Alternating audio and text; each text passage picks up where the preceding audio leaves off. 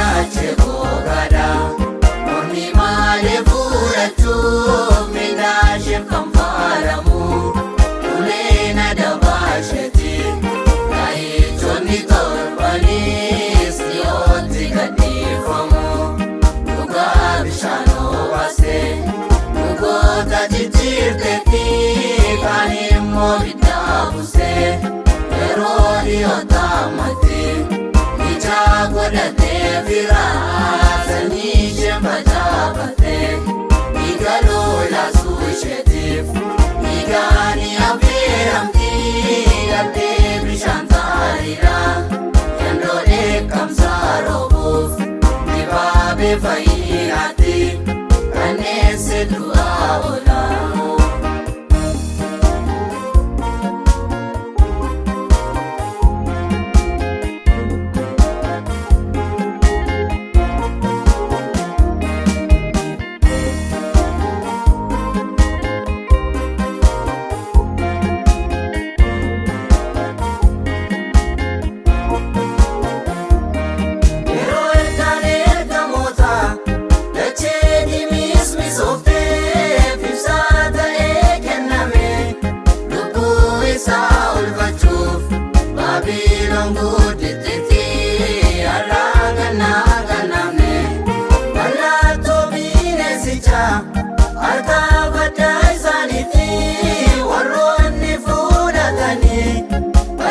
Sasatumura kufama bidda kesa ulfamu ndandane miunda cheko gada orni male furatu minda shefam falamu kulena dabasheti dai joni torpani stiyoti kadifamu nuga bishano wase nugo tajitirte Kani moridabuse eroli otamati ija godate vira sani shembajabate igalo la sushetif igani afiramti ate bishantarira endode kamsarobuf ibabe fayyinati kanese duaola.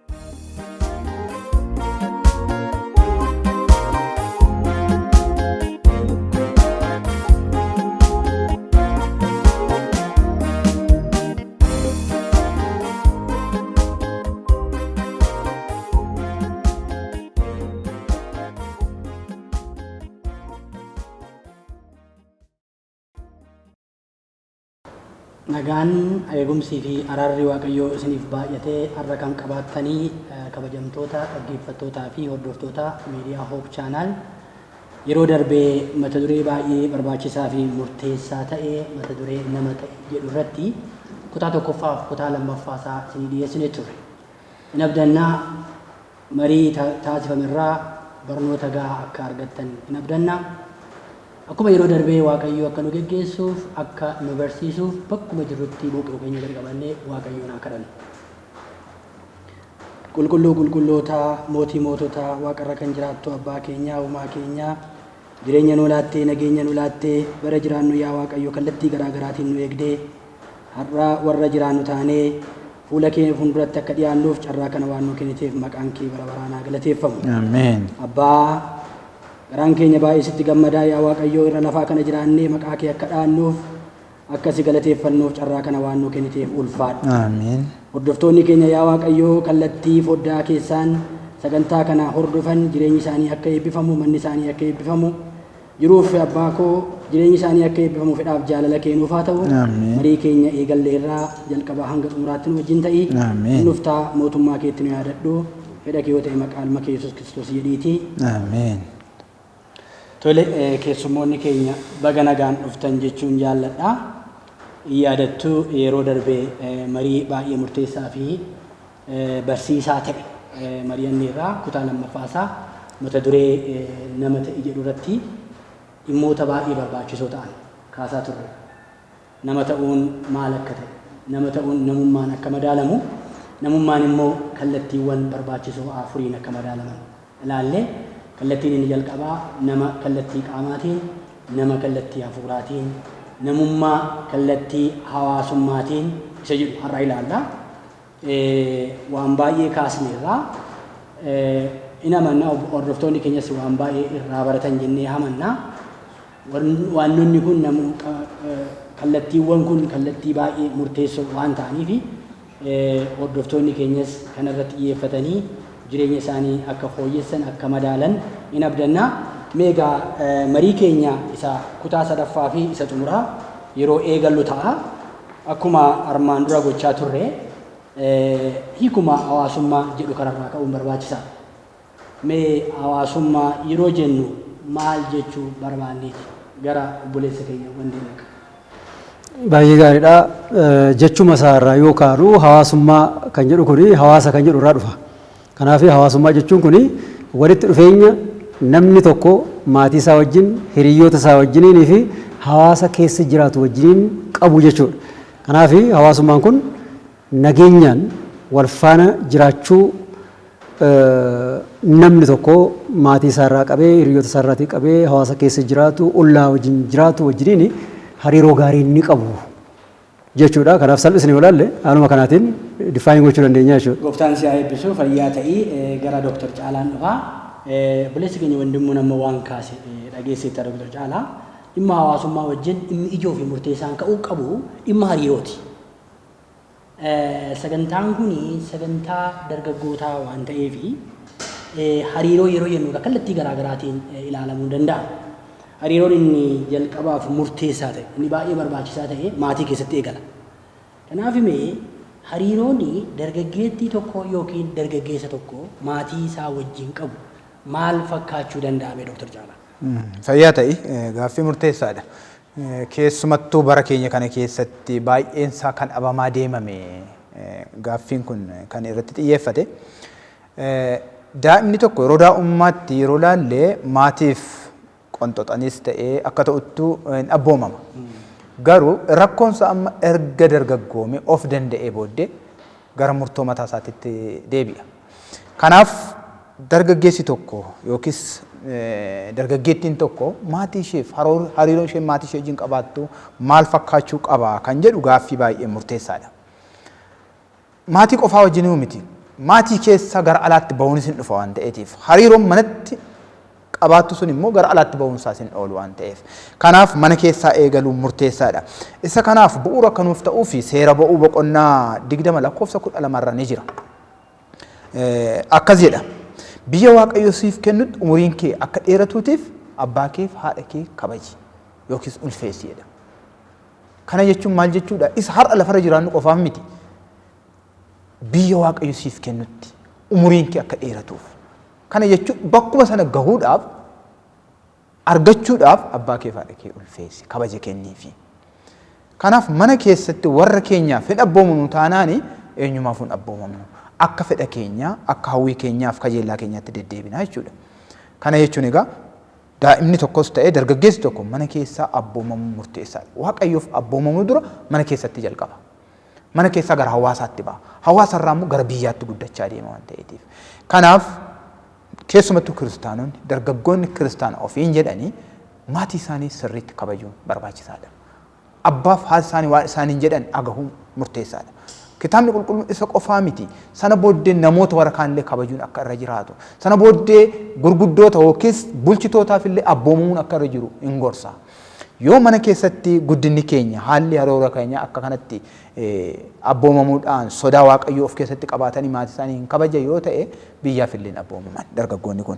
Keessumatti Faarsaa 19 lakkoofsa 9 irraa yeroo laalle dargaggeessi tokko adeemsa isaa yookiis karaa isaa maaliin qajeelfataadha. Innis akka sagalee Waaqayyoof dubbii Waaqayyootti deddeebi'uudhaan. Kanaaf mana keessatti maatiin dubbii Waaqayyootiin guddisuun dirqama ta'a. Namni sana of keessaa qabaatu immoo akkuma sagantaa keenya yeroo darbee irratti jireenya dargaggeessicha tokko ilaalle keessumattuu Yoosefiin maatii isaa bira darbee biyyaaf akka inni fayyade arginee jirra. Kanaaf mana keessatti maatii ofiif abboomamuun murteessaa akka ta'e itti hubadhaan. Fayyaa ta'e Waaqayyo nu haa gargaaru dargaggeessa keenyas Waaqayyo haa gargaaru waan murteessaadha. Maaliif bariin kun baay'een isaa dargaggoota irratti waan xiyyeeffateef yeroo darbe kaasnee turre. Dargaggeessi waan hundaadha. Dargaggeessi bu'uura maatiiti. Dargaggeessi bu'uura biyyaati. Dargaggeessi tokko jallannaan wanti hunduu jallate. Waldaanis abdii dhabdi, biyyis abdii dhaba. Kanaaf egaa maalummaan dargaggeessaa, namummaan dargaggeessaa egaa maatii keessaa akka ka'uu fi dargaggeessi dargaggeettiin maatii ishii akka kabajju Dooktar Caalaan asii nuu kaasee ture. Hariiroon inni jalqabaa qabnu maatii wajjin waan jedhu. gara obboleessa keenya wandimmuuttan dhufa. Inni kan biraa ammas wanta haasofnu dhimma hawaasummaatiin guddachuu wal qabsiisee wanta haasofnu dhimma hariirooti waan ta'eef hariiroon nama amanee tokko nama hin amanne wajjin qabu. Maal fakkaachuu danda'a? Maaliifan kana jechuu barbaade iddoo tokkotti Phaawulos waan tokko waan murteessaa tokko kaasa. Qorontoos lammaffaa lakkoofsa 6:14-15 irratti maal jedha? Warra hin amanin wajjin hariiroo waliin hin godhatinaa jedha. Haa ta'u malee har'an nuyi kiristaanii tokko kan jiraatu biyya lafaa kana biyya waaqayyoon hin beekne, hawaasa waaqayyoon hin beekne wajjin oollaa, wajjin bullaa, wajjin jiraanna. Kanaaf iddoo kanatti Phaawulos bifa kanaan jala muree waan dubbatuu fi amma gaa erga hawaasa waaqayyoon hin beekne wajjin jiraanne hariiroon keenya namoota waaqayyoon hin amanne wajjin ta'u maal fakkaatame obboleessi keenya wandimmoo? Baay'ee gaariidha. Mee yaada Qorontoos lammaffaa boqonnaa 6:14-15 irra jiru kana seeraan haa ilaallu. Sila maal jennee yeroo hiikatti ilaallu hawaasummaa jechuun namni tokko maatii isaa, hiriyyaa isaa fi hawaasa keessa jiraatu wajjiniin walitti dhufeenyaa fi hariiroo inni qabudha jennee diffaayin goone. Amma asitti immoo Phaawulos warran amanne wajjiniin walitti dhufeenya hin qabaatiin waan jedhu fakkaata. Irra isaa keessa litiraalii yeroo ilaallu akkatti ilaalamuu danda'a. Haa ta'u malee garuu yoo mee gadi fageenya sana yoo ilaalle jechatti yoo ilaalle maal jedha? Warra hin amanne wajjiniin karaa hin malleen walitti hin hidhamiinaa jedha. Karaa hin malleen jedheetu itti fufee maal jedha? Qajeelinnii fi jallinni maal walitti qabu? Iftii fi dukkanni tokkummaa maalii qabure? Kiristoosii fi Seexannis attamitti walii galuree jedheetu inni amanes isa hin amannee biraa qooda maalii qabaree jedheetu kaasa. Iddoo kanarratti kan laallu Ingiliffisaas maal jedha? Do not be unequally yoked together with unbelievers. Yoked kan jedhu kana olaallu sangaa qotiyyoo tokko walitti camaduu jechuudha.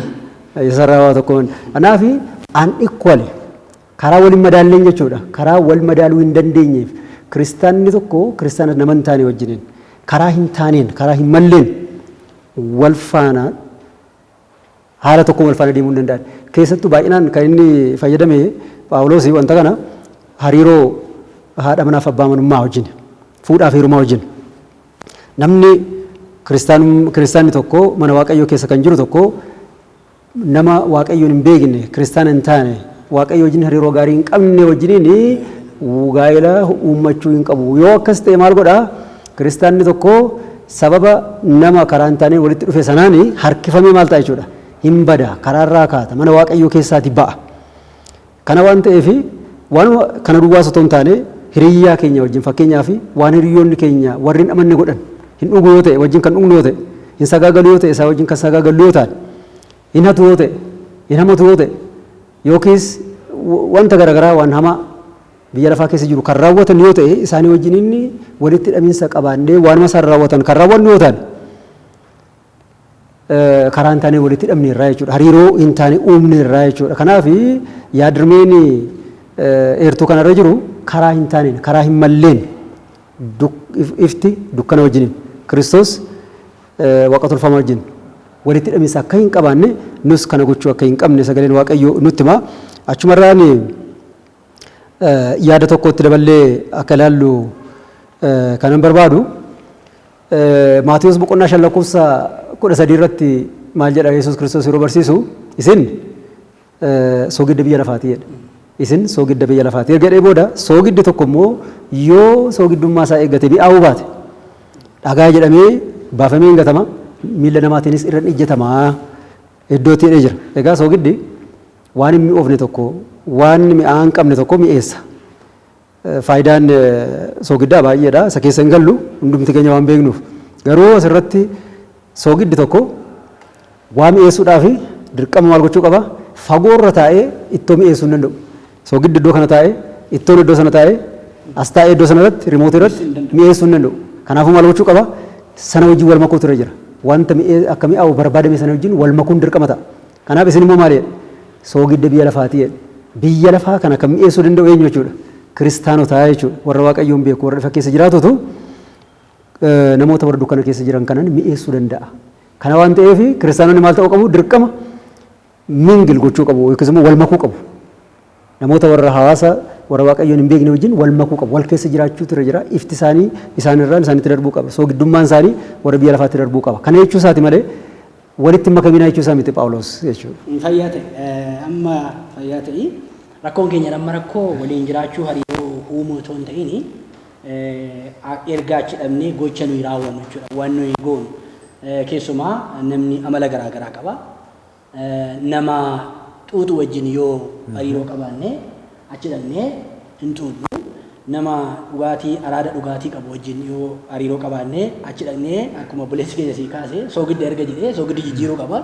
Dhaqee nama sana kallattii irraa jijjiiruu qaba. Kanaaf akkuma buleessi keenya sii amma kaasuudha walitti dhufeenya miti rakkoon keenya. Rakkoon keenya gochaa nuyi dhaqnee qaama sana wajjin dalagnu.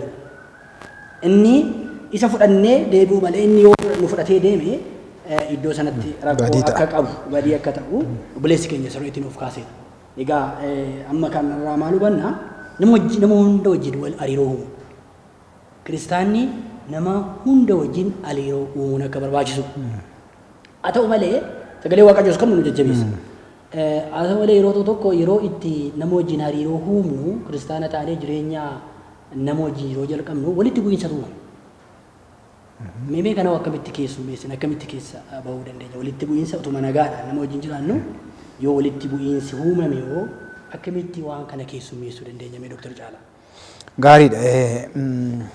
Hariiroo waliin jiraachuu keessatti namni walitti bu'uu dhiisu. Inuma jira kanuma mul'atu kan argaa oollus kun. Kana keessatti garuu inni ijoon kitaabni qulqulluun nu gorsu akkamitti furraa ni jiraata wanti kun hin ta'a. Garuu attamitti isa kana furraadhaan kan irratti xiyyeeffachuu qabna. Akkuma Roomee boqonnaa 12:18 irrattis akkana jedha. Hamma isiniif danda'ametti nama hundumaa wajjin walii galtanii jiraachuudhaaf yaala. Kana jechuun egaa haga dhumaatiitti obsi keenya yookiis dandeettiin keenya haga xumuraatiitti nama wajjin walii gallee jiraachuudha.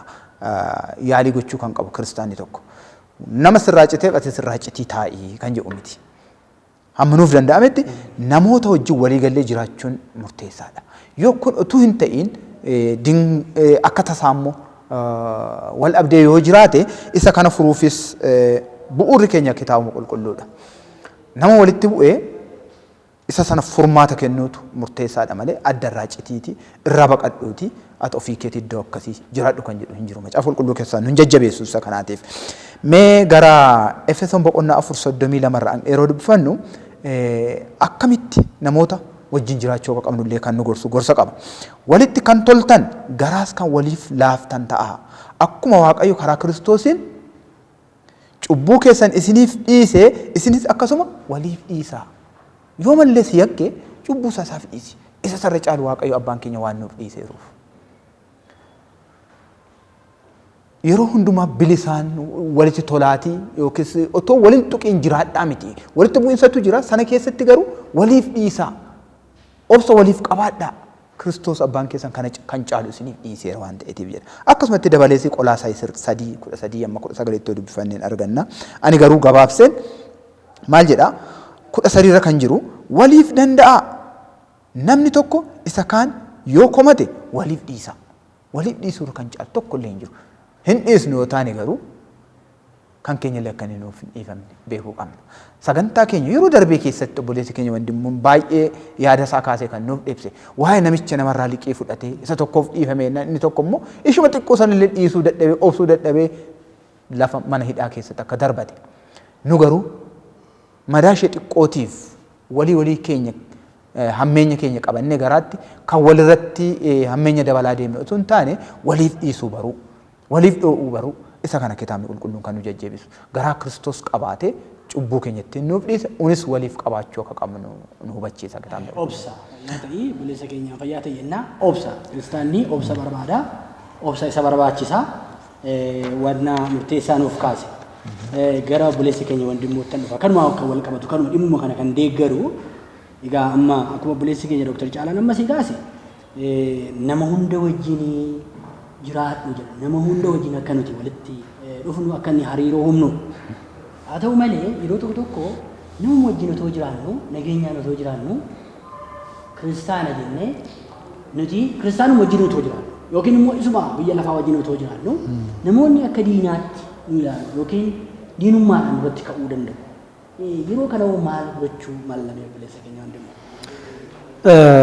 Egaa isa kana sirriidha amma sila kan Dr. Caalaan kaase keessatti waa kaase kondiishinii wayii kaayeera eertuun sun maal jedhaa yoo isiniif danda'ame karaa keessaniin nama hundumaa wajjin nagaatti jiraadha yoo isiniif danda'ame waan nuuf danda'amu yaaluu qabna jechuudha humna keenyaatii olitti yeroo ta'u yeroo tokko tokko yeroo itti walitti buunu jira yeroo itti dheekkamnu jira yeroo itti oriinu jira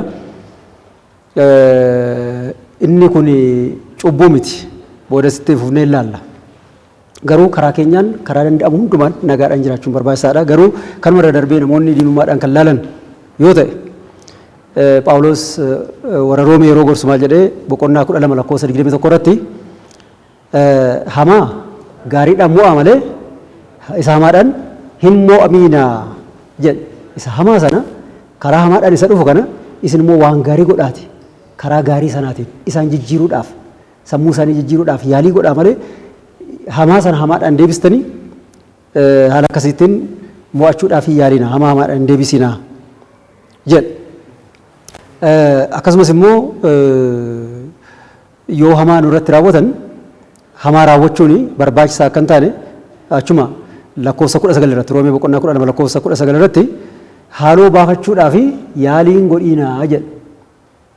Afanuu hamaan irratti raawwateera ani immoo akkana godhetan deebisa jettanii haaloo baafachuudhaaf yaalii hin godhiinaa haaloo baasuun kan kooti jedha Waaqayyo. Akkasumas lakkoofsa 20 irratti maal jedhaa diinni kee yoo beela'e nyaachisi yoo inni dheebotes obaasi yoo inni daares tuffisi kana goote mataa diina kee irratti ibidda ramaca walitti hin qabda jedha. Mee asumatti gaaffii sooftii obboleessa keenya waddibuu dhaabeeni yeroo tokko tokko namoonni waanta jedhantu jira amma gaa waan amma obboleessi keenya kaase waan murteessaadha kana Dr. Caalaan fidan haaloon baafatin anu haaloon an baafadhaan waan gaarii diina keetiif gochuudhaani giimii abiddaa mataa isaa irratti walitti qabdaa jedha. Kanaaf egaa Dr. Amma yeroo waan gaarii namootaaf godhu Waaqayyo akka mataa isaa irratti abidda giimii walitti qabu yaannee gochuu keenya moo maal jechuudha? Fayyaa ta'e kallattii kanaan hubatu namoonni tarii keessumattuu yeroo nam tokko si yakke irra darbee yoo si balleesse baay'eetti dhaarta keessa keetiitti. In dhaarta garuu afaan keetiin immoo yaa waaqatti isaaf dhiisittiin jetta. Amma kan murteessu kan afaan keenyaa miti kan onnee keenya keessa jirudha murteessaan. Kitaabni qulqulluun akka sohaa jedhu malee giimii mataa isaa irratti qabdaa yommuu jedhu namni kun hammeenyi isaa daran dabalaa deemuusaa agarsiisa. Otoo obboleessi kee siif gaarummaa gochuudhaaf yookiis naadhiisi jedhee si kadhatu yoo ati darbitee ammayyuu garaatti jabaatte hammeenyi sun sumarratti dabalamaa deema. Kanammoo haaloo kan baasu ana sun ta'in Waaqayyo haaloo baasa. Gara jabina isaatii sanaaf gatii hojii isaatii sana argachuuf jira yaada of keessaa qaba. Amma asitti nam tokko immoo yommuu siif haadhiisu Waaqayyo waan na yakkiteef maaliif kana nu goote gooftaan siif haadhiisu mun jedhu onnee koorraa ta'uu qaba. Afaan koorraa miti. Garuu baay'oonni Waaqayyo gatii kee siif haa kennu kan jedhan illee jiru. Kun ikkoo abaarsaan beeka. Siif haadhiisuu jechaan jiraniin gooftaan sitti haa faradu waan na gooteef kan jedhan jiru. Afaanumaan immoo siif haadhiisudha. Siif haadhiisudha. Keessa isaaniitti immoo qiimii kan qabatanis jiru. Amma inni hamaan isa kana. Onnee keerraa hin ta'u taanaa wanti suni namicharraa addan baatotillee. Isaaf hin dhiifne jechuudha karaa gara biraatiin. Arraba keetiin qofaa miti. Mee isa piraktikaal ta'e yookiin isa qabatamaa ta'e waa'ee dhiifamsaa ilaallume mee Isxifaanosiin fudhadhu. Du'aa jira. Agaadhaan itti darbaa jiru. Sana booddee kadhanni isaa maal ture? Yaa Waaqayyo ati isaaniif dhiisi. Isa akkasiiti kan Kiristoosis fudhannee yeroo ilaalle. Yaa abbaa ko waan godhan hin beekanii otoo beeku ta'e kan hin godhan ture kanaaf cubbuu isaaniitti lakkaa'e isaaniif dhiisi. Anaaf isinis akkasuma yommuu michuu keenya karaa gaariin kan nu yakku kana yogguu dhiisuuf yaalii goonu yoo inni dide hojii masaa sanatu isarratti gatii hojii isaa sana dabalaa deema malee kan keenya miti. Keenya onnee keenyarraa waan godhu hin beekne utuu beekee namichi kun dhiifama kollee hin didu ture. Kanaaf yaa Waaqa dhiisii jechuu kan qabnu onnee keenyaaf garaa keenya isa qulqulluurraa ta'uu qaba. Malee keessa keenya keewwanne arraba keenyaan jenna taanaan nuyi tokkichuma ani gara baaseen ilaalu iddoo kanarratti. Ogeessi haa eebbisu buleessi keenya waan murteessaa fi barbaachisaa nu kaase. Egaa wanti nuyi afaan keenyaan dubbannu arraba keenyaan dubbannu onneeruma keenya keessa jiraachuu qabachuudha. Kanaaf nuti kana gochuun keenya Waaqayyo akka isa miidhuuf goone jechuun almost dhiifama hin goone jechuudha. Dhiifama hin goone buleessa keenya sana nama waliin jiraannu sana inuma muune malee inni miine malee wanti fayyanne hin jiru. Egaa namni uumama isaatiin nama hawaasummaadha. Hawaasummaadhaan beekama. Social animals jennu sana jechuudha. Kanaan beekama. Kallattii garaa garaatiin walitti dhufeenya hariiroo uuma. Keessumaa kiristaana irratti immoo kun baay'ee murteessaa. Hin cimasii hin jabaatasii keessumaa dargaggoonni umurii dargaggummaa isaanii irratti kallattii garaa garaatiin hawaasummaa hariiroo uumu waan ta'eef dhimma kana xiyyeeffachuu qabu. Jireenyi kiristaanummaa isaanii isaanirraa calaqqisuu qaba. Egaa haa ta'u malee amma gara obboleessa keenya dhimmuutti gaafa dhufu gaafa nama wajjin walitti buunu hariiroo uumnee tuma jiraannu tarii nama wajjin walitti buunaa dhiifama waa'ee dhiifamaati dhiifamni dirqama jedhe obboleessi keenya naa kaasu meemee dhiifama kana ammas namiidha nan dhiisaa fi yeroo simmiidha na dhiisaa irra deddeebi'ee yeroo baay'ee namiidha zan maal godhu yoo irra deddeebi'ee daangaa qabu waa'ee dhiifama kanaa maal fakkaata bee baay'ee gaariidha. Efesoon boqonnaa 4 lakkoofsa 26 fi 27 irratti Phaawulos warra Efesoon yeroo gorsu waan tokko gorse. Maal jedhee dheekkamaa jedhe horiyaa jedhe yoo humna keessanii ol ta'e jechuudha. Dheekkamsi nurraa mul'achuu danda'a. Aariin nurraa mul'achuu danda'a. Garuu jedhe dheekkamsa keessanitti aduun hin lixini jedhe. Kana jechuun maal jechuudha? Aduun hin lixin jechuun hin tursiinaa. Dheekkamsa yeroo dheekkamtan otoo hiriyyaa keessan sanaa fi dhiifama barbaachisaa ta'e otoo hin godhini hin tursiinaa. Maaliif jennaan lakkoofsa 27 irratti deebiseera. Seexanaaf maal hin kenninaa jedhee carraa hin kenninaa jedhe. Yeroo lafarra turu yeroo harkifachaa deemu eenyutu carraa argata? Seexanatu carraa argata. Seexanni carraa argachuudhaan walitti bu'iinsa keenya sana maal godhaa? Agraaveetii godhaa. Madaa keenya babal'isa. Abaluu akkasiin jedhe akkasitti dubbate akkasiin jedhe akkamittiin dhiista kana jedhu. Kallattii garagaraan haala sanaan keessa keenya deddeebi'aa yaadni sun keessa keenyatti babal'achaa seelii keenya keessa keenya miidhaa hariiroo keenya miidhaa Waaqayyo irraas gargar nu baasaa deema. Kanaaf dheekkamsa keessanitti aduun hin lixin jedha. Kanaaf namoonni immoo gaa tarii irra deddeebi'anii nu miidhuu danda'u, irra deddeebi'uu danda'a, baay'achuu danda'a. Akkam goona? Amma meeqa dhiisnee dandeenya jedhanillee kan lakkaa'anillee hin jiru. Irra deddeebiidhaan namootaaf dhiifama gochuun barbaachisaa akka ta'e sagaleen Waaqayyoo nutti himaa jechuudha. Meemee achitti waan na yaadachiise dhiifama buleessi keenya waa'ee na yaadachiise waa'ee dhimma yerootti wal qabate kiristaana tokkoof yeroon baay'ee murteessaa akka ta'e. Kanuma wal qabachiisee yeroo tokko namoonni gaafa walitti bu'anii tarii namni biraa qaamni biraa gaafa araarsuu gidduu dhaqu maal jedhu namoonni yeroo naa kennee jedhu. Yeroo naa kennee jedhu. Dhimmi kun amma sammuu koo keessaa bahutti waan kana yaadachuun barbaadu waan ta'eef yeroo naa kennee jedhu. Kanaaf inni kun isuma kanaan wal fakkaatee isa kanas maal akkamitti ilaallame? Baay'ee gaariidha. Baay'ee waanuma dhugaadha kun. Yeroo baay'ee namoonni walitti bu'u walitti isaan fiduudhaaf yeroo yaallu waanuma kana yaadachuun barbaadu natti yaadachiisini amma sammuu koo keessaatti badutti waa'ee kana natti hin kaasini jedhu. Amma irraanfadhutti jedhu. Garuu turtii sana keessa akkuma Efesoon irraatti dubbifanne turtiin sun hin irraanfachiisa otoo hin taane dubbicha gadi fageessaa deema. Namnis. Yaanni isaan keessa jiru suni waanni isaan walitti isaan buuse suni immediately tarkaanfiin fudhatamee dhiifamsaaniin goodabamu taanaani dubbichi fara argata ta'uu hin taane sammuu keenya keessaa irraanfatama ta'uu hin taane gadi fageeffachaa deema. Hidda gadi fageeffachaa deema. Cubbuun guddatee daddagaagee yeroo kennaafi dha cubbuu. Kanaaf cubbuuf yommuu nuti yeroo kenninu dhiifamsa yeroo nuti fageessaa deemnu seexanni carraa argachuudhaan dhimma keenya sana walitti bu'iinsa keenya sana babal'isuudhaan madaa keenya babal'isuudhaan jireenya keenya walirraas akkasumas hariiroo nuti waaqayyo wajjin hin qabnus gargar kutaa deema. Kanaaf iyyuu sagalee waaqayyo wajjin faallaadha kun. Kiristaanotuma ta'edha yeroo baay'ee warra waaqayyoon hin beekne iyyuu miti. Kanaaf natti yaadatiin wanta kana natti yaadachiisanii yeroo naaf kenni irraanfachuun barbaada. Inni irraanfatani itti caala malee dubbiin kun kan irraanfatamu miti. Carraa seexanaaf kennanii tasumayyuu namoonni lamarra darbee gara maatiitti akka darbu taasisa kun. Babal'ise. Min babal'atta namni tokko kan fuudhee haasaa gara biraa itti fida. Sana booddee abaluu akkasiin jee namichi akkasiin jee otuu gaafa sana fixanii kun hunduu hin jiru. Kuni carraa seexanni argate jechuudha. Gidduutti argate lola isaanii gara maatiitti illee geessuu danda'a. Dhufaatiin gooftaa keenyaas immoo gaafa ta'e hin beekamu. Hin beekamu. Osuma yeroo kennu akka tasaa Ta'uu danda'a. qalbii jijjiirratee samii dhabna jechuudha. Amma yeroo keenya wajjin deemuudhaaf gara xumuraatti finna. Gaaffii tokko asii kaaseeni gara guduunfaatti finna gara Dooktar Caalaan dhufa. Yoo dhiifama gochuu baanne fakkeenyaaf maal taaname maaltu nu quunnama? Inni tokko kiristaanii tokko yoo dhiifama obboleessa obboleettii isaatiif gochuu baate maaltu si quunnamuu danda'a? Isa kana Kiristoos Yesuus afaan isaatiin dubbateera. Waliif dhiisaa.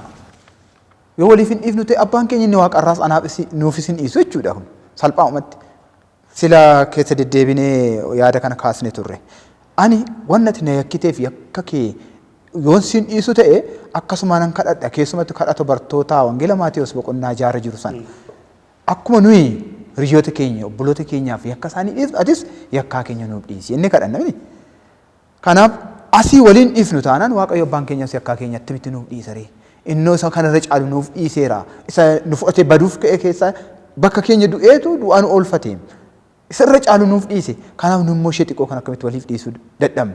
Hin dhiifnu taanaan nus cubbuun keenya nuun dhiifamu. Dhiifamuu amala dhiifamaa baruu baannaan namaaf dhiisuu baannaan deddeebiin keenya kan qabu. Abdiin keenya eegamu. Kiristaanonni abdiin jiraanna. Abdiin keenya immoo iddoo gooftaan keenya nuuf karoorse sana galuudha. Kanaaf dhiifamni murteessaa akka ta'e as gubbaa baranneerra mana dhugaa dubbachuudhaa fi dhaggeeffattoonni keenya tarii otoo fixiini waatti dabalu waa xiqqoo yeroo fudhadhu maal ta'aadha amma yoo namaaf dhiifama gochuu baanne maal miidhamna maal taana maaltu nurra gaadha miti Maarqos boqonnaa 11 lakkoofsa 25 fi 26 wanta nutti himu qaba. Namni tokko aarsaa qabattee gara mana Waaqayyoo gara mana qulqullummaa yeroo deemtudha. Otoo aarsaa sana yookiis tajaajila kee aarsaa jechuun tajaajila faarfannaa ta'uu danda'a, lallaba ta'uu danda'a, kallattii garaagaraatiin tajaajiluu dandeessa. Waan sanaan Waaqayyoon tajaajilu saba isaa tajaajilu otoo deemaa jirtu yoo waan tokko sitti yaadatan maaltu sitti yaadatama? Hiriyyaa kee akka yakkite akka sagaddisiiste yoo sitti yaadatan immediately maal godheedha? Kennaa kee achumatti dhiisiiti hiriyyaa kee sana wajjin dhimma kee sana fixadhuu koottuu maal jechuudha kana jechuun otoo sana hin dhiisin nan tajaajila yootte tajaajilli kee fudhatama tokkoyyuu hin qabu. Waaqayyo hin simatu. Akkasuma tajaajilta ofumaa dhamaata. Ofumaa kennaa kennita, ofumaa faarfatta, ofumaa lallabda. Malee hiriyyaa kee sana wajjin waan fixuu qabdu, waan hafuura qulqulluu gara sammuu kee fidu. Dhiistee bira dabartee dhaqeetan kana tajaajila kanan godha yootte fudhatama hin qabu. Dhimmi irra taasaa jirru immoo dhimma nama ta'uuti. Nama Waaqayyoof barbaachisu ta'uu keenya. Kana inni kun waan nuti xiqqoo wayiti jennu waan guddaa godheetu samii keessaa nu hanqisa. Tajaajila nuti Waaqayyoof qabnu, hariiroo nuti Waaqayyoo wajjin hin qabnu gargar kuta jechuudha. Achumaan itti dabalees kan jechuu barbaadu Maatiyos boqonnaa 18 keessa seenaa guddaa tokko ilaalla. Lakkoofsa 22-25tti 35tti ilaallu seenaa nama tokkoo fi mootii tokko ilaalla. Mootiin kun liqii namoota lamaaf liqeesseera. Isa tokkoo fi maraqa guddaa liqeesse. Baay'ee guddaa. Ingiliffaan indaa'uma isa tokkoof maal jedhaa 10,000 taalaantii. Taalaantiin sana mata yoo beekuu baanne iyyuu akkuma maallaqaatti yoo fudhanne 10,000 birroo jenne iyyuu baay'ee guddaadha. Maallaqa guddaa isaaf liqeesse. Isa tokkoof immoo akkas ture. Isa tokkoof immoo tokko liqeesseera. Kana booda namicha maallaqa liqeessee fi kana yeroo inni itti maallaqa kana deebisutu ga'e. Yeroo ga'u maal godhee fidi jennaan ana hin qabu gooftaa koo mee maaloo yeroo xiqqoo ishee naaf kenni waan an qabu hundaa gurguradheeni siif deebisaa jennaan namichi maal godheeni anuu siif dhiiseera nagaan naqi sirraayyuu barbaadu nagumaa naqi jedhee dhiiseef silaa maal ta'uu qaba ture isa gurgurama dhala isaatu gurgurama qabeenya isaa gurgurama haadha manaa isaatu gurguramee deebisa ture garuu kan hunda dhiiseef burraaqe kana booda yeroo dhiifama argatu gammachuudhaanii burraaqaa utaalaa karaa isaa deemee otoo deemaa jiru garuu hiriyyaa akkasaa inni immoo akkuma humna isaatti kan maallaqa xiqqoo liqeessee firu itti walitti dhufanii hin qabatee kana booda ija babaasee lubbuutti mormattuu dhee qabee hamma maallaqa sirra jiru kana naaf kennitutti gadi sin dhiisu innis akkuma isaa sana jilbeenfatee maaloo gooftaa ko yeroo naaf kenni nan kaffala garuu amma ittiin qophoofne yeroo xiqqoo ishee naaf kennan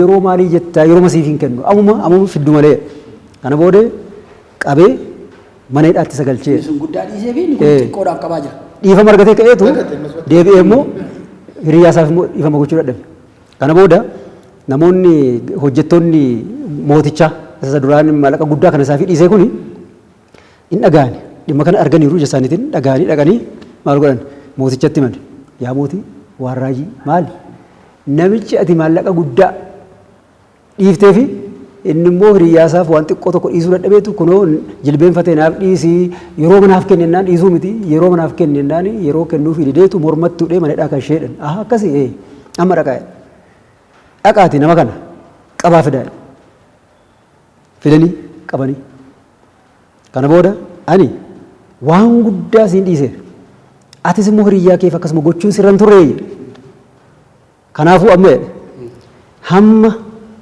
waan sirra jiru kana baasii sirra jiru kana amma kaffaltutti mana hidhaa kanaatiin baatu qabaati warra isa dhiphisanitti warra isa gidirsuu danda'anitti dukkana keessatti qabaa isa hidhaa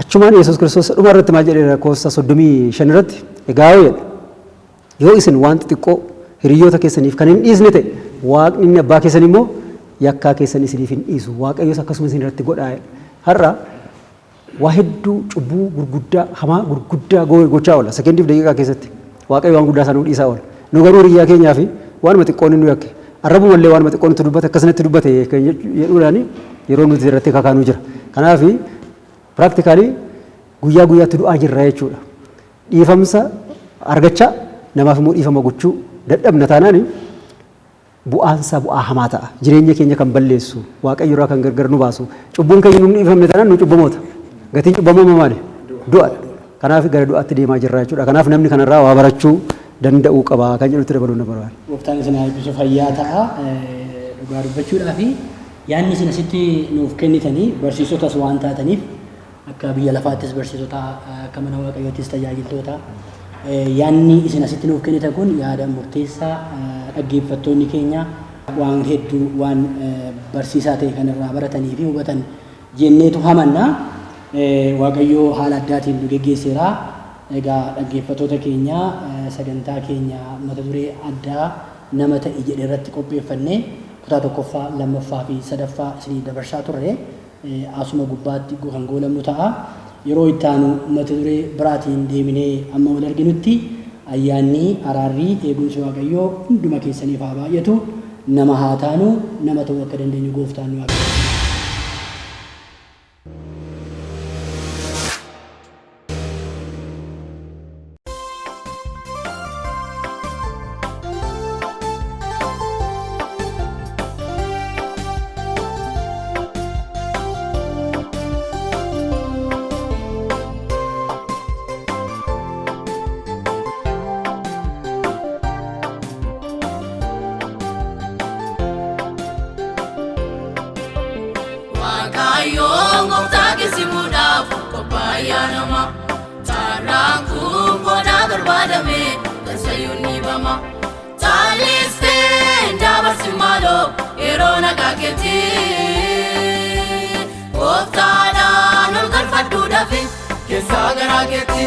Adulle tutati Arrive la debu angela Raccetti lufufi Ergichi rawata mezanan Jubba manu mufi Maridu bitatu fatani Salba salphaatti ilaalanii daangaatti deemanii tasayyuun arganii taayichi torbaanis finiine yommuu lafa raasu waayoo dhumna lachuudhaan himimmaan lolaasu.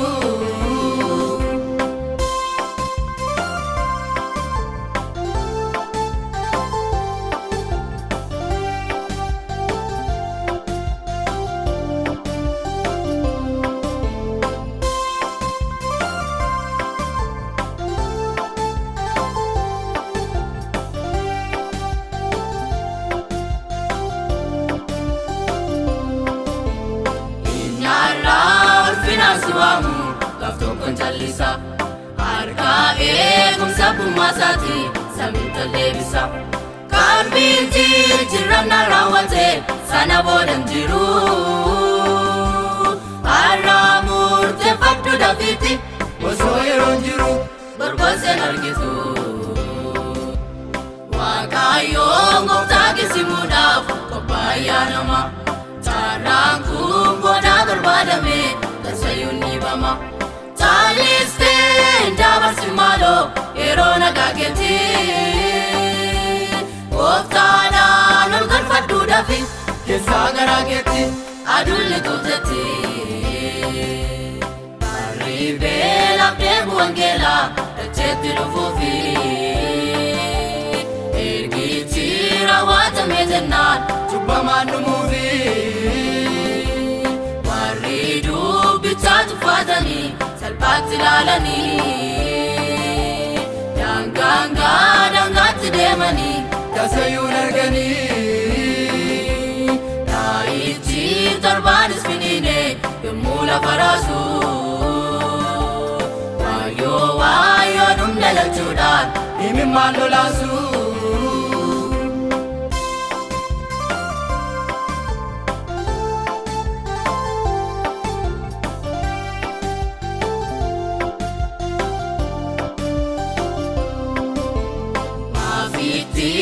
Maati dadhabdaa waan bu'aan qabnetti addunyaan cubbuudhaan maratte silaa baduuf jetti kottuu keessa barii baaqadhu lubbuu kee oolfadhu mana galgalaatiif dafiitti garaa qopheeffadhu gooftaatti harkalaadhu waaqayyoon gooftaa kisimuudhaaf qophaa'aa nama carraan kun boona barbaadame tasayyuun dhiibama taalistee dabarsi maaloo yeroo nagaa keetti gooftaadhaan ol galfadhuudhaafi keessaa garaa keetti aduun tuutetti arriibee lafdee wangeelaa dacheetti dhufuufi ergichi raawwatamee jennaan cubbamaan dhumuufi warri dubbicha tuffatanii salphaatti ilaalanii daangaatti deemanii tasayyuun arganii taayichi torbaanis finiine yommuu lafa raasu waayoo dhumna lachuudhaan himimmaan lolaasu.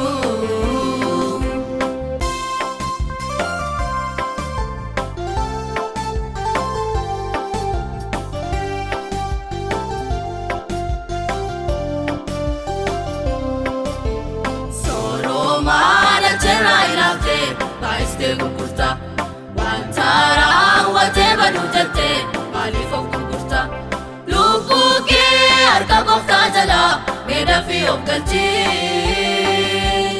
Yesuusitti amanuudhaani badiisa oolchi dhufuufi boo'ichi waaqayyoon gooftaa kisimuudhaaf qophaa'aa nama carraan kun boona barbaadame tasayyuun dhiibama taalistee dabarsi maaloo yeroo nagaa keetti gooftaadhaan ol galfadhuudhaafi keessaa garaa keetti aduun tuutetti arriibee lafdee wangeelaa dacheetti dhufuufi ergichi raawwatamee jennaan Hamaan dhumuufi warri dubbicha tuffatanii salphaatti ilaalanii daangaatti deemanii tasayyuun arganii taayichi torbaanis finiine yommuu lafa raasu waayoo dhumna jechuudhaan himimmaan lolaasu.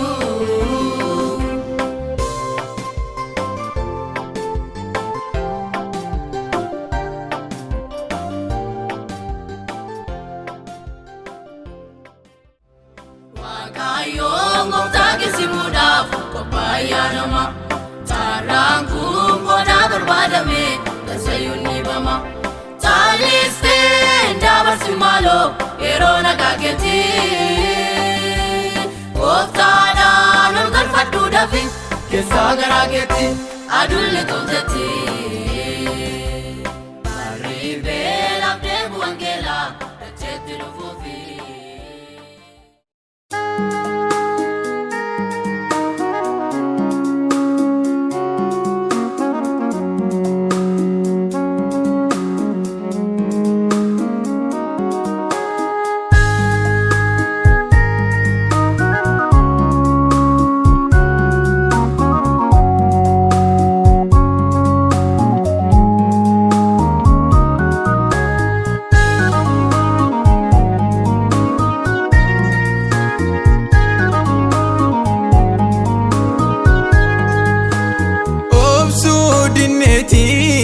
Waan hundaan si komannaa si waaqa dhugaa irratti hamaa dubbannaa hammeenya mataa keenyaan ofirra finnee du'uuf urgufaamna akka boofaan iddamnee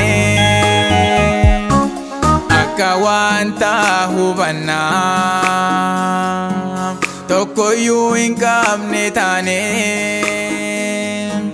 sadarkaa dhala namaa gadi taane argamne miidhamaa salphaa miti sididuun kan miidhamne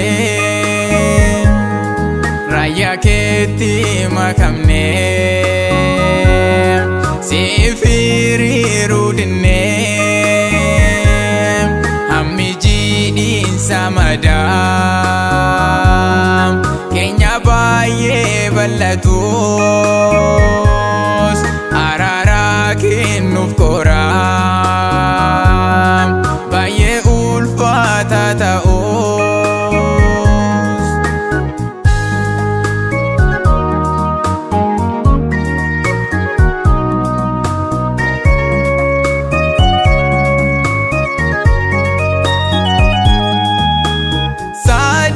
Kan sammuu keenya akka gad bu'uufi ati ne yamne madaliisaa dhabuufi filannoo keenyummatu kanaan nu ga'ee hollaataa jirraa qorri cubbuu nu dhahee.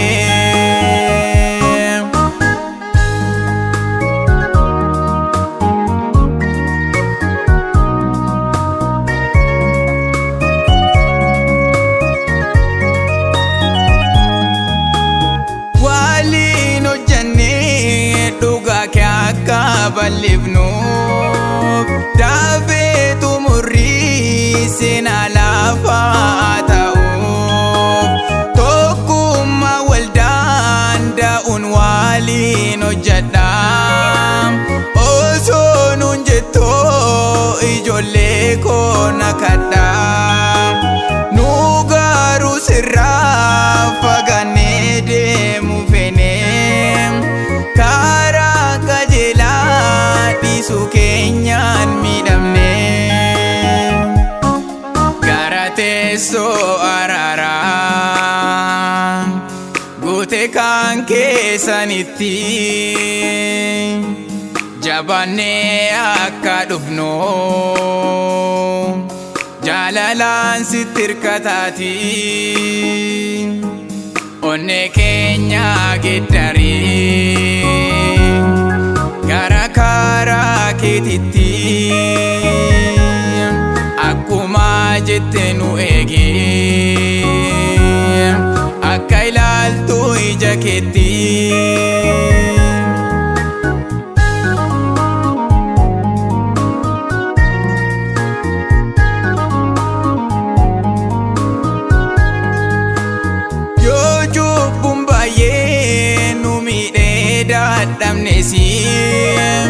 Simatti dhufna kormanni baay'atusi ayyaana guddaa kee keessatti of dhoksine gara kee dhufna abdii kee ni jajabanne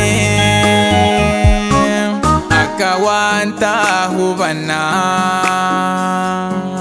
tokkoyyuu hin qabne taane sadarkaa dhala namaa gadi taane argamne miidhamaa salphaa miti sididuun kan miidhamne raayyaa keetti makamne siif hiriiruu dinne hammi jiidhiinsa madaa keenya baay'ee bal'atu